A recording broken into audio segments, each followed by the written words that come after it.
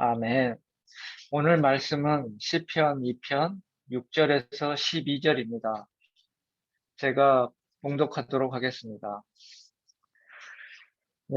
내가 나의 왕을 내 거룩한 산 시온에 세웠다 하시리로다. 내가 여호와의 명령을 전하노라. 여호와께서 내게 이르시되 너는 내 아들이라. 오늘 내가 너를 낳았도다. 내게 구하라. 내가 이방 나라를 내 유업으로 주리니 내 소유가 땅끝까지 이르리로다. 내가 철장으로 그들을 깨트리며 질그릇같이 부수리라 하시도다. 그런즉 군왕들아 너희는 지혜를 얻으며 세상의 재판관들아 너희는 교훈을 받을지어다. 여호와를 경외함으로 섬기고 떨며 즐거워할지어다. 그의 아들에게 입맞추라. 그렇지 아니하면 진노하심으로 너희가 길에서 망하리니 그의 진노가 급하심이라. 여호와께 피하는 모든 사람은 다 복이 있도다. 다음은 너는 내 아들 딸이라 이라는 주제로 내수종교회 이장규 목사님께서 말씀 전해 주시겠습니다. 많은 은혜 받으시기 바랍니다. 반갑습니다. 이렇게 매주마다 이렇게 뵐 수 있어서 정말로 감사드리고, 또 귀한 직장 가운데 하나님을 예배하고 또 하나님을 기억하실 수 있는 귀한 예배자가 있다는 게 얼마나 행복한 줄 모르겠습니다. 제가 찬양을 듣고 예배를 준비하다가 다윗이 생각이 났어요. 다윗의 별명이 하나님의 마음에 합한 자 아닙니까? 근데 합한 자라는 그 헬라어 원어에 보니까 완벽한 자, 흠이 없는 자가 아니라 예수님을 쫓아가는 자, 하나님을 닮아가는 자라고 이렇게 번역을 할 수가 있습니다. 저는 어, 우리 박기한 우리 회장님, 집사님이 기도했듯이 여전히 주님의 말씀대로 살아가려고 하지만 부족함이 있고 연약하지만, 진짜 믿음의 사람은 완벽하고 흠이 없는 사람이 아니라 하나님을 쫓아가고 하나님을 닮아가는 사람인 줄로 믿습니다. 그 믿음의 사람을 통해서 하나님의 나라가 임하게 되는 것이죠. 저는 우리 귀한 분들이 그런 귀한 분들을 통해 계신 곳에 행복과 기쁨이 가득하게 되기를 간절히 소망합니다. 오늘 제목을 너는 내 아들, 딸이라 이렇게 지었는데요.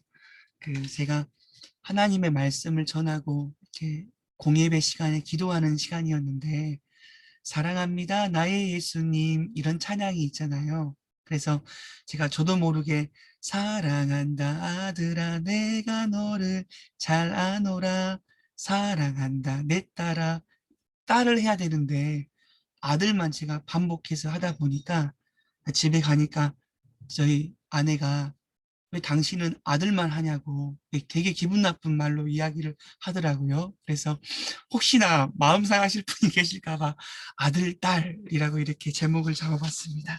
아, 오늘 귀한 말씀을 읽었는데요. 오늘 본문은 다윗 왕국에 대한 하나님의 약속이 기록되어 있습니다. 사무엘하 7장 8절에서 16절까지의 말씀이 오늘 말씀의 배경이 됩니다. 세상의 왕들은 하나님과 하나님이 세우신 왕들을 공격하지만 그들의 마지막은 실패와 절망뿐이다. 이것을 노래하고 있습니다. 시편 2편 4절에 보니까 하늘에 계신 이가 웃으시며 주께서 그들을 비웃으시리로다. 아멘. 세상의 왕들이 하나님을 대적한다고 해도 하나님은 당황하지 않아요. 우리 하나님은 눈 하나 깜짝하지 않습니다. 이 세상의 역사는 돈 많은 자, 힘 있는 자, 권력 있는 자들에 의해서 흘러가지 않고 전능하사 천지를 만드신 하나님의 뜻대로 흘러갑니다. 그래서 역사는 히스토리, 그분의 이야기 아닙니까? 역사의 주인은 하나님입니다. 그리고 내 인생의 주인 역시 하나님이시죠. 그래서 잠언 16장 9절 말씀에 사람이 마음으로 자기의 길을 계획할지라도 그 걸음을 인도하시는 이는 여호와 신이라. 아멘.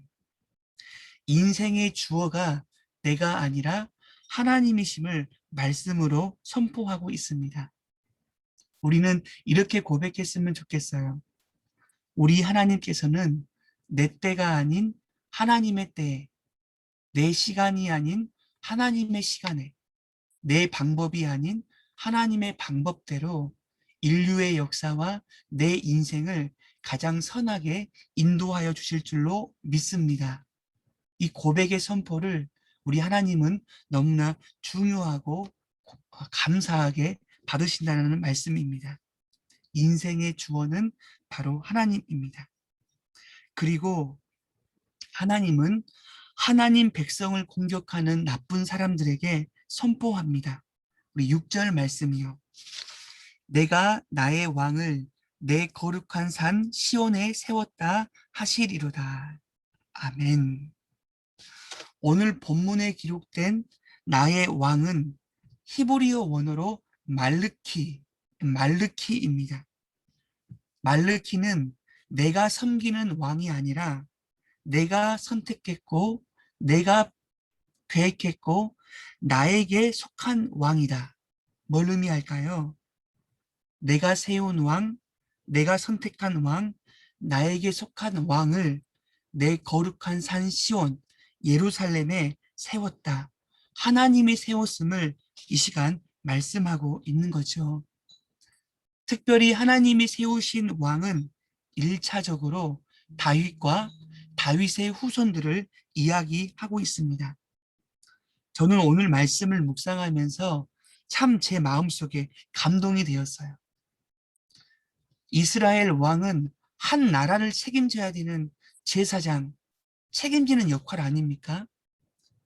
그러니 지금 이 시간 많은 대적들과 지금 전쟁을 치르고 있는 이 상황에서 고민과 염려와 긴장과 두려움이 엄습해야 하는데 오늘 본문에 보니까 그런 느낌과 그런 두려움은 눈꼽만큼도 없습니다.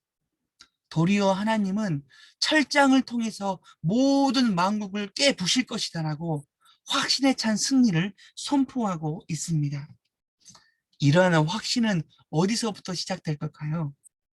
다윗이 그 후손들이 굉장히 믿음에 뛰어나서 두려움이 없는 그런 존재일까요?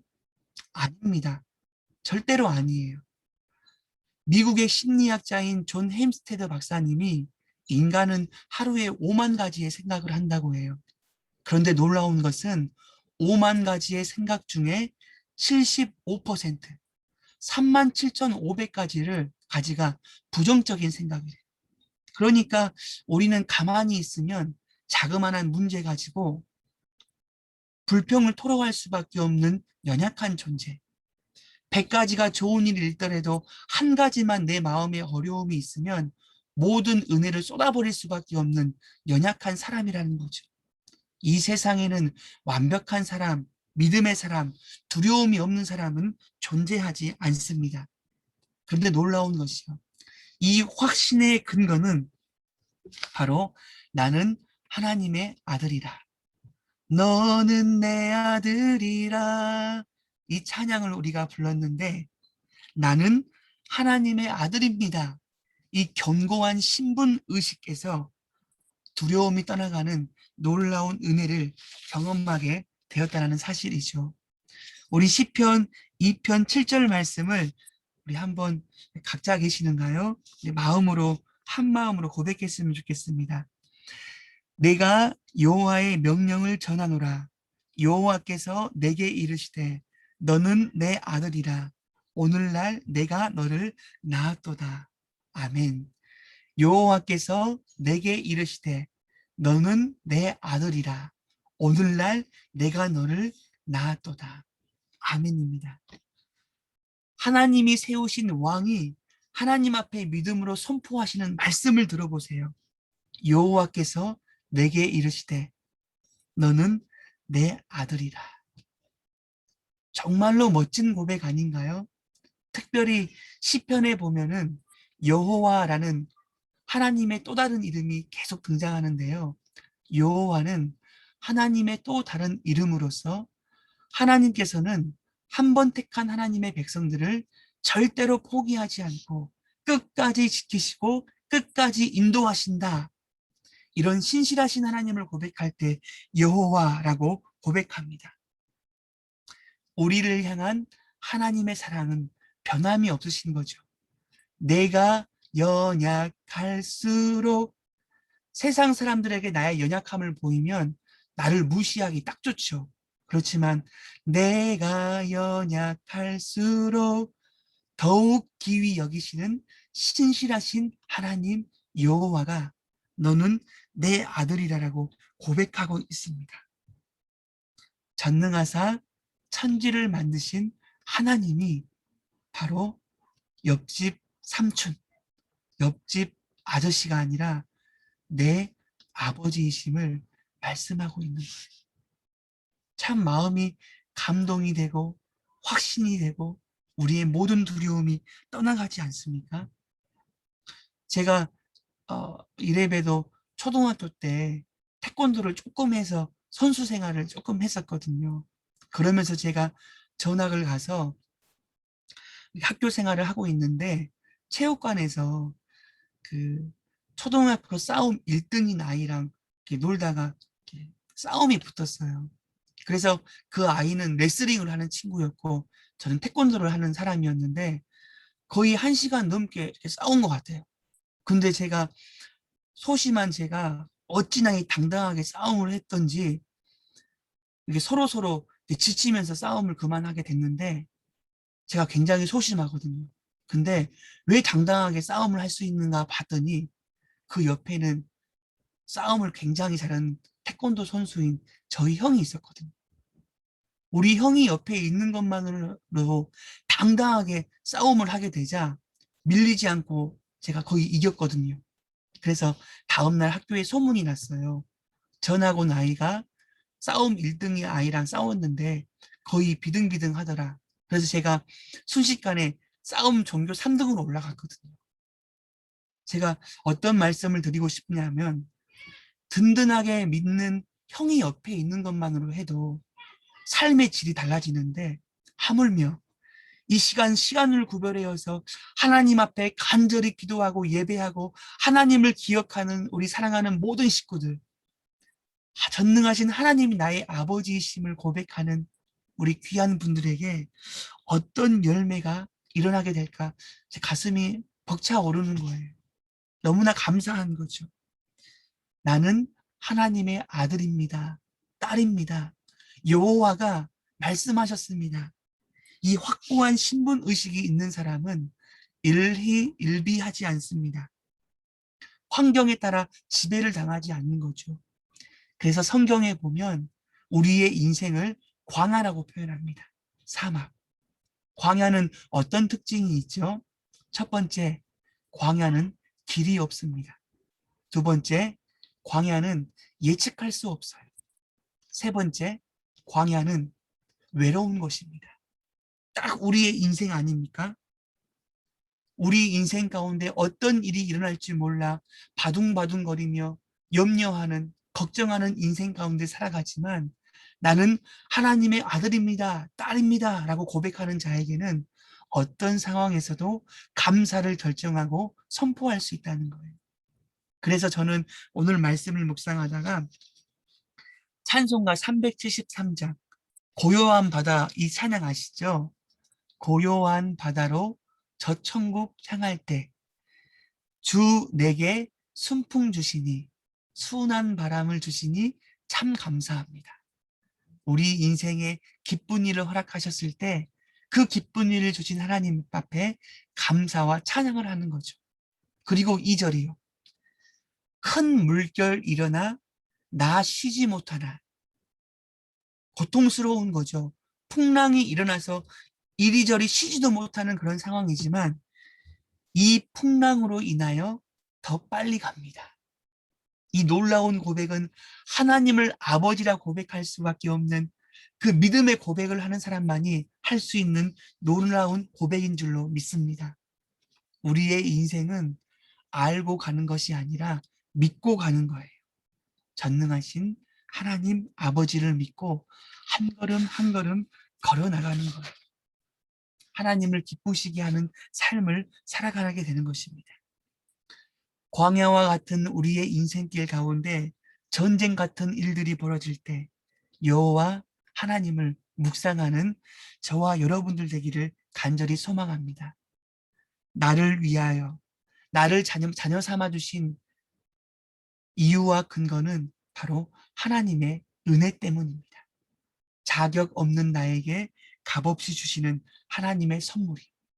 다윗이 하나님의 자녀가 되었고 이스라엘의 두 번째 왕으로 선택받은 이유와 근거는 하나님의 선택하심, 아무 이유 없는 하나님의 은혜예요. 다윗의 이름의 뜻은 사랑받는 자라는 뜻이거든요. 아버지께 인정받지 못했고 형제들에게도 인정받지 못했지만 하나님께 사랑받는 자가 되어서 하나님의 은혜로 선택함을 받았고 왕으로 쓰임 받는 축복의 사람이 되었습니다. 저는 우리 사랑하는 모든 식구들이 이 놀라운 하나님의 은혜, 너는 내 사랑하는 딸이다, 아들이다. 이 신분 의식을 가지고 어떤 자리에서 있든지 간에 시편 23절에 3편 1절의 고백, 여호와는 나의 목자시니 내가 부족함이 없으리로다. 아멘. 어떤 환경에서도 하나님이 나의 아버지, 나의 목자이심을 고백하면서 환경에 매몰되는 인생이 아니라 이 환경을 하나님의 은혜로 변화가 되고 하나님의 나라로 변화시키는 축복의 통로가 다 되시기를 간절히 기도합니다. 기도하겠습니다. 하나님 아버지, 감사합니다. 신실하신 하나님의 음성을 통하여 내가 어떻든지, 내 실력이 어떠하든지, 어떤 형편이든지, 너는 내 사랑하는 딸이라, 아들이라 말씀하여 주시니 너무나 감사합니다. 이 신분 의식을 통하여서 다윗은 수많은 왕들은 전쟁 가운데서 두려움이 아닌 승리의 확신을 가지고 선포했듯이 하나님 우리의 인생 가운데 나는 하나님의 자녀라는 이 놀라운 신분 의식을 날마다 고백하며 선포할 수 있도록 인도하여 주옵소서. 하나님의 자녀이기에 우리 인생을 책임져 주실 줄로 믿습니다. 하나님의 자녀이기에 하나님께서 우리의 모든 것 가운데 우리를 통하여 일하실 신실하신 주님을 날마다 고백할 수 있도록 주님 은혜 위에 은혜를 내려 주옵소서. 감사드리며 거룩하신 예수님의 이름으로 기도합니다. 아멘.